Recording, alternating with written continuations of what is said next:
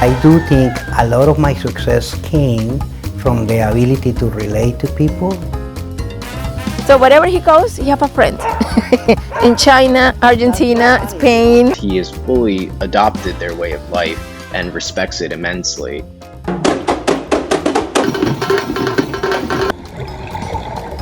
You gotta adjust not just your leadership style, but your cultural flexibility, managing people, working with people, being respectful to people. That's a bigger deal to me.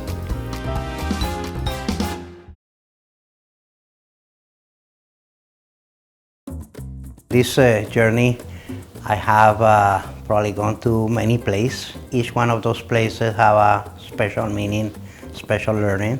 I didn't plan to be a quality person, but life put me in there for several reasons, and then that's where I bloom, and I think life blessed me with that. I think it's important when people have experience something for 30 years to make the effort to tell the story, to leave the legacy. My name is Hugo Gutiérrez. I'm from a city called Cali. People say that if you're born in Cali, Colombia, you learn how to dance salsa. Because I travel a lot, I have brought my kids, my wife to some of the trips, call it China, Dubai, Singapore, many places. You look at his page and it screams cultural flexibility. There's just so many pictures that I love seeing of them trying out different cultures. There's a story of them visiting Dubai, and in that they were trying to take a picture together and the police ended up yelling at them because they were standing too close together. Very, very strict country, but my father still loves visiting that country so much. Dubai is one of his favorite places to go, regardless of how strict it is. It's not how he grew up, it's not anything he's used to, but he nonetheless adopted it fully and walked into it with an open mind, and because of that he has a love for that place. My first impression, he was fun. He made me laugh a lot, and I feel like that's kind of like the main things that make me fall in love with him. He's always putting the effort to make himself and the people around him comfortable. I just left my previous job, and I'm taking the time to do some things that I haven't been able to do because of time.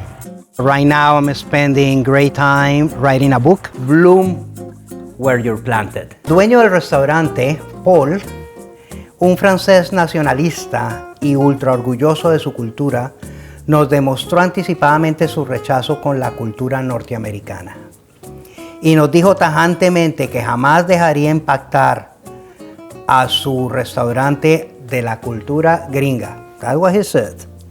He said, los americanos son bullosos. Llegan y se creen los dueños del lugar. Y combinan una comida elaborada con una Coca-Cola. ¿Pueden creer? Con Coca-Cola, en vez de acompañarla con una buena copa de vino.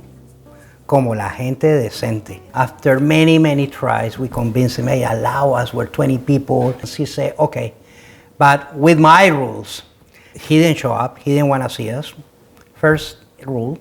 Second, the person that was in charge said, listen, you are at the end. Nobody wants to see you guys.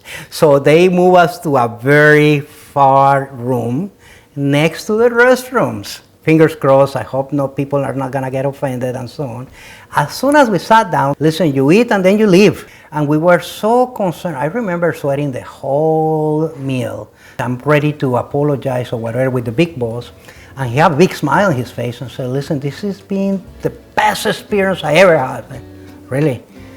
Yes, we got here and they have a special room for us. Amazing, a VIP room, no noise, nobody was around it, and so on. For the first time, I didn't have to wait for the bill. As soon as I was finished eating, the bill was ready, we paid, and we went out back to the hotel.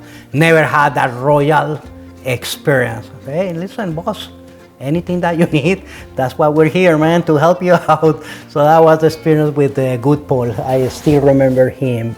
I don't think people take the time to say, okay, what is important for this other country? What is important with me? The issue is, listen, can we talk and get agreements? For this guy, there's nothing more important than food. And food deserves a big respect. And for him, having food with Coke, it's not respectful. So listen, we'll have it with wine. So expand that to conflicts that we have today, I think it's probably the same source. Are people willing to give and take on name of progress, of peace, and things like that? Unfortunately not. Managing change is one of the most important skills that the new professional should have. Because even if you're having a local role in the US, you're going to be exposed to cultures. Your customers probably is a multicultural company as well. A little bit of my first experience in Canada. I think everybody, professionally and personally, they gotta have at least one difficult moment to learn, evolve, mature. When I got to Canada, I was selected now to do, from all these countries, to be the quality person to manufacture granola bars with vitamin and minerals, just like this bar right here, You can see kind of all these with nuts, and then we added vitamins and minerals to make it very, very rich. So you can imagine how difficult it will be to manufacture something new, where sometimes even the regulations are not well defined. But I remember the complexity. I was responsible to approve every single product, and it had to be within the specifications. I misread the information. I said, sorry, there's no other option but to destroy all that product, and then we'll manufacture this again. Big loss, $1.2 million. I thought it was too heavy, but it was actually okay within the specifications. So I remember that was a little bit too much for a young professional to carry all that weight, $1.2 million, a relationship that could be broken between producers and Pfizer. So I remember going back to the hotel and say, okay, I messed it up. This is probably the end of my career, right? This is how I saw it at that moment. It took me a while from crisis to, okay, you know what, whatever it is, we'll make it better. I went to the three executives to apologize and say, listen, I made a mistake and I apologize for that. And they were very sympathetic about it, and we kind of left it like, hey, let's just start from zero again. We finished the week a lot better. So it was quite an experience, and I will say it's an experience that I carry with me today about being humble. Through my last 30 years, I've been demonstrated wrong many times. I've been going to a plant to another country and realize that country do it differently and probably better. And the ability for me to say, let me be humble, let me listen, let me understand, let me adjust, let me respect people a little bit more, even though I might be the boss or I might be the functional lead. Humble leadership is probably that has been with me since that specific mistake. He's a great connector. He's the person that you can go with him and he can connect you. He will intentionally tries to help you. One of the things I most respect about Hugo is the fact that when he goes into different factories across the different countries in Asia, Pacific, Middle East, and Africa, he's able to relate to the teams on the floor. He's very humble. So, when he's on the floor, he's always asking the people doing the work how they're doing, what they think could be done better. And that really translates well across the different cultures. My work, my life in different places and different countries have taught me that it's very important to take the best things for every culture.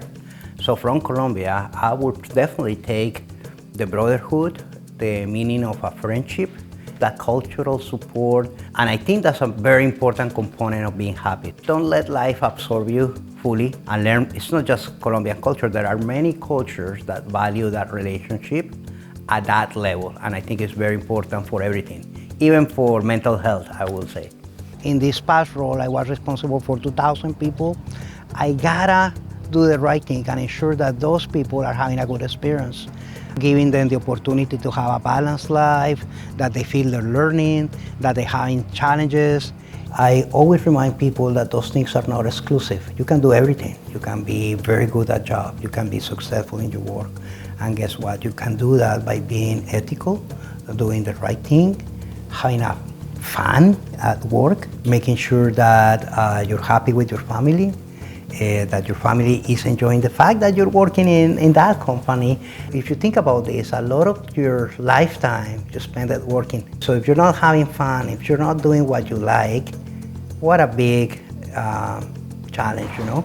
When people are building a career and they want to have success, be willing to take risk. The next step is never going to be an easy one. There's an expression that say, if you're not failing, you're not trying hard enough. I think it's true in business. Yes, you can fail down, but fell down forward, stepping forward. So you learn something and you move forward, you know? Maybe the last thing I'll mention is to take responsibility for your own development. I always ask myself, what am I learning this year, right? Learning doesn't need to be professionally. It could be something personally. Changing culture and changing behaviors has been one of my aha moments in my job. When people realize this is not about rules, this is about going back home safe to your family. So I moved from, hey, those are the rules, you gotta do it, period, otherwise you're gonna be penalized, to, hey, I gotta work with people's heart, I gotta work with culture, I gotta really influence behaviors, because people are complex, right? So I had developed a lot of knowledge in that piece that normally you don't learn those things in the university. I guess you learn those things through experience. I think he's a real global leader with real global perspective. And also he's a very good mentor.